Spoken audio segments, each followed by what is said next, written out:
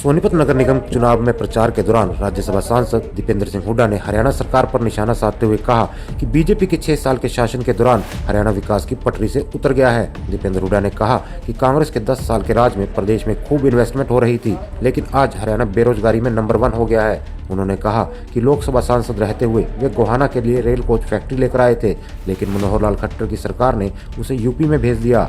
राई में HIIDC में आज तक एक फैक्ट्री भी नहीं आई।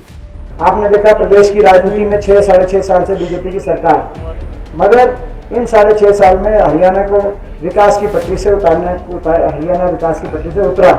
जो हरियाणा 2014 में विकास दर में नंबर 1 था, निवेश दर में नंबर 1 था, इन्वेस्टमेंट हो रही थी, सबसे ज्यादा इन्वेस्टमेंट जिस हरियाणा में हो रही थी, आज वो हरियाणा बेरोजगारी दर में नंबर 1 पहुंचा, क्योंकि कोई निवेश हुआ नहीं, कोई फैक्ट्री लगी नहीं, जो जहाँ लगनी चाहिए थी, जो प्रोजेक्ट, वो प्रोजेक्ट चले गए।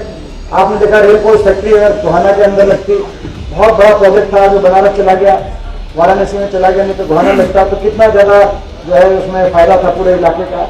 आपने देखा ये जो HSIDC का इंडस्ट्रियल एरिया राई के अंदर एक नई फैक्ट्री इसके अंदर आई नहीं। दीपेंद्र ने कहा कि राजीव गांधी एजुकेशन सिटी समेत कई यूनिवर्सिटी बनाई, जबकि बीजेपी अपने अब तक के 6 साल के शासनकाल में सोनीपत में एक यूनिवर्सिटी तो दूर, एक कॉलेज भी दूर, बल्कि एक स्कूल तक भी नहीं खोल पाई। आज मुख्यमंत्री अपने 6 साल के शासनकाल के दौरान कराए गए काम की बजाय दूसरी बातें कर जनता से वोट मांगने का काम कर रहे हैं, क्योंकि उन्होंने कोई काम करवाया ही नहीं, जिसके चलते वे काम गिनवा कर वोट मांग सके। दीपेंद्र हुड्डा ने कहा कि बीजेपी के राज में आज हर वर्ग परेशान है, व्यापारी को अपने व्यापार की चिंता है और नौजवान को काम नहीं मिल रहा। आज हरियाणा बेरोजगारी में यूपी और बिहार से भी आगे निकल गया है। और इनके राजीव गांधी एजुकेशन सिटी तो इस सपने के साथ बनाई गई कि दिल्ली यूनिवर्सिटी से भी बड़ा कैंपस सोनीपत में बने। अब वो कैंपस दिल्ली यूनिवर्सिटी ज्यादा बड़ा, क्योंकि दिल्ली यूनिवर्सिटी में देश विदेश के बच्चे अप्लाई करते हैं, कट ऑफ मिल जाता है, उनको दाखिले नहीं मिलते।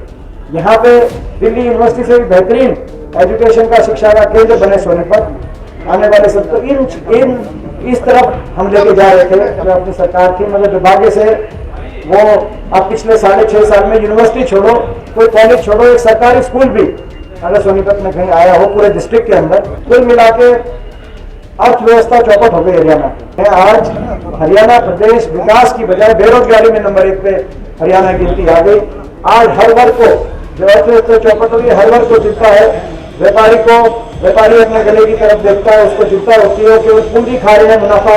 व्यापारी आज के दिन व्यापारी को मुनाफा नहीं, नौजवान को काम नहीं, बेरोजगारी में हरियाणा 2 साल से CMI भारत सरकार के आंकड़े, centre of monitoring Indian economy, 33% से बढ़कर 42% तक 2 साल से हर महीने आता हुआ।